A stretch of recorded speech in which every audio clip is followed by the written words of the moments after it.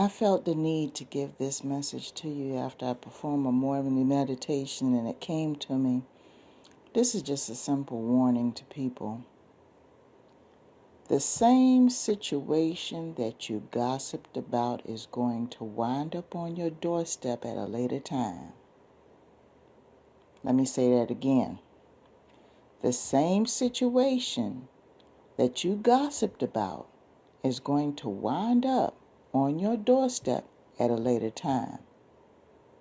This is about judgment, people. There's nothing wrong with showing concern about somebody's situation, but when you use somebody's misfortune as a source of entertainment, that's a problem. You are inviting karma into your house. You're inviting that bad energy, that juju, so to speak, whatever you want to call it. You're asking for that same situation that you are passing judgment on and getting your rocks off on. You're asking for that to come into your house. And it's always going to come at a time where you're going to be totally helpless to deal with it. You're going to be overwhelmed with something else. You're going to be powerless. It's going to catch you at your weakest point. Can't do that. We're not designed to behave that way. We're supposed to work things out together. We're supposed to be able to be in a position to give and assist and to help others. And gossiping about somebody's negative situation because deep down you want to feel better than someone else, or you want to distract from your own problems, or take your mind off of your current situation by gossiping about somebody else's misfortune without offering any assistance or any help, you are asking for that situation to wind up on your doorstep later on. I'm going to give you a scenario, and I'm going to let you guys go. This won't be a long one. Let's say that there was someone who had a good paying job. They had a very good paying job. They were able to take care of their obligations, their responsibilities. They were doing well. Average stand-up person, And all of a sudden, out of the blue, the company that they worked for decided they were going to either, they might have got bought out by someone else, or they could have filed bankruptcy. In either case, there was a shift in financial power to the point where the first decision that they made was to review the staff and decide to let you go. You, as well as several others possibly. That money is gone.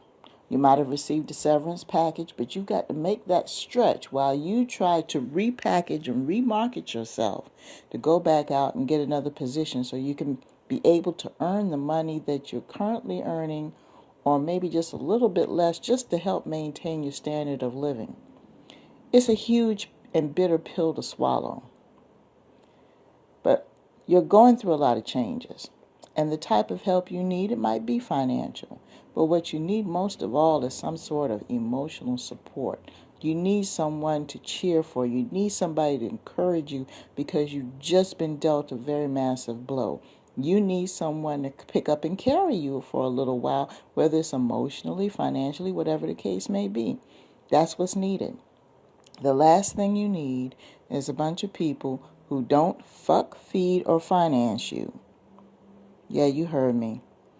Talk about your situation, heating up the phone lines, blowing up Messenger, all over Instagram, Snapchat, whatever social media outlet you can think of, and they're telling all their friends about your situation and haven't lifted one finger to help you, haven't provided any resources, probably haven't even called you on the phone to express his sympathy, probably haven't done anything. These are true haters. They're true haters. And it doesn't matter what type of relationship they have with you. So let's not even go there. Well, they're so-and-so. It doesn't matter what position they have in your life. If their spirit is in that space, they're a hater. And these are the people you do not need to have around you when you are going through this. Matter of fact, you don't need to have them around you, period. Because they don't stand for anything. They don't stand for anything. And these people are just going on and on. Your misfortune has become their entertainment for some sick reason. Now explain to me the justice in that. Okay, fast forward.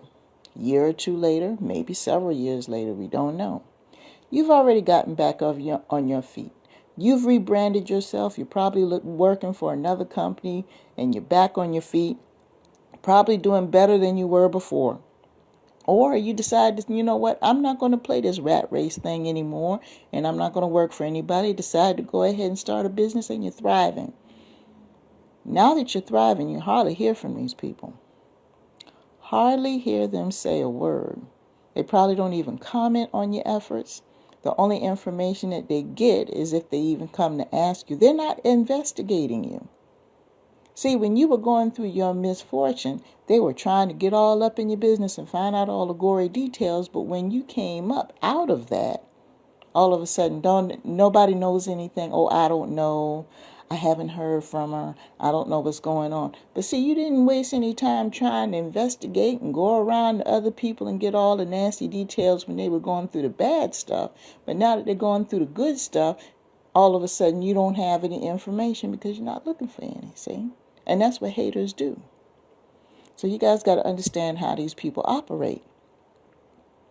I always said before, and I'll say it again, if you are not part of the process, you cannot partake of the product. In my book, no. When I was down at the bottom and all you wanted to do was flap your gums, and now that I'm coming up, you want to spend time with me? Come on. I got to make room for the people who are in my spiritual tribe. I got to make room for the people who've been there, done that, and are actually operating and giving. I got to deal with people who are on their path of spiritual enlightenment. I got to deal with people who are constantly trying to improve themselves and grow in knowledge. I don't have time for people who are in this repetitive pattern of feeling that they can get entertainment from somebody else's misfortune. That type of energy is too low for me. I can't deal with that. And some of y'all need to think the same way. And if you are one of these people that's doing this, don't be surprised that at your very darkest, deepest moment, things get worse. And I'm not saying this as a curse or anything like that. Don't get me wrong. I'm not trying to curse anybody or anything like that. I'm trying to give you a general idea of how karma works. If you're not using your spiritual gifts to help people, to teach people, to guide people, to be a source of inspiration and comfort in this world, and you decide to take someone's misfortune, not even due to their own, and use it as a source of entertainment, and you relish in somebody else's misfortune, that same misfortune is going to wind up in your house. So back to the person who lost the job and everything, and they decide to come back up. All of a sudden, years later, these people, when you go back and you decide to follow up with them, 9 times out of 10, if you came up, you don't have time to follow these people up. You usually just hear something through a third party, through the grapevine, randomly, unsolicited, like somebody you run into at the laundromat or the grocery store. Did you hear about so-and-so? No, what happened? I didn't know anything. I haven't heard anything from so-and-so. And so, child, they filed bankruptcy. Bankruptcy? Wait a minute. I thought they were balling out of control not too long ago and da-da-da. Oh, well, the business venture that they were in, that fell through. There was some dirty dealings going on and a whole lot of money was lost, and they put a whole lot of their own personal money in there, and now they're filing bankruptcy. Or you hear another story. Did you hear about so-and-so and so-and-so? No. What happened? Child, they got a divorce. They've been married for over 30 years. I didn't realize they had problems. Child, they kept that under wraps. Come to find out she was doing so-and-so and he was doing so-and-so. And it all came out in the open. Another one. Did you hear about so-and-so? No. What happened? No. So-and-so, let me tell you. So-and-so wind up, come to find out they got such and such disease. Or they wind up in such and such accident. And their health is not so great anymore. This person used to be an athlete for all you know. It could be anything. And the same situation, and it's affecting their pockets. So you suffered a financial loss, and they relished in that. And then later on, they suffered a financial loss one way, form, or fashion. You got to be careful about these things, people. You got to understand that the Creator is always watching, no matter what. There aren't any coffee breaks. There's no slack. Everything is being watched. It's a lesson that I had to learn. Far from perfect. And if you listen to any of my audios, you know for a fact that I'm not perfect. I'm simply sharing my experiences with you. So I have to be real careful. When I receive information about somebody going through it, I don't relish in their misfortune at all. I pray that there's enlightenment and there's a resolution. But also you have to look at their track record as well. I mean, is this a situation where, it's just karma coming back? Or it's just a unfortunate act in which there's a lesson to be learned. So guys, just don't do it. Don't do it. There are so many other ways to feel good about yourself. There's so many other ways to feel good in this life about who you are and what you're doing instead of enjoying somebody else's misfortune. Let's say this person technically, quote unquote, did deserve whatever that is they're going through. It's not your place to relish in their misfortune. Yes, it's justified by the universe. It may have been justified by the universe. But for you to enjoy it and to spread gossip about it, that's kind of twisting the knife in the back a little bit. And what you're doing is you're inviting misfortune into your house. And you're not going to be in a position to handle it when it comes. So I hope this clarifies things. I'm going to go ahead and get ready to get out of here. Busy day, busy day. And I hope you are protected and safe on this day as well.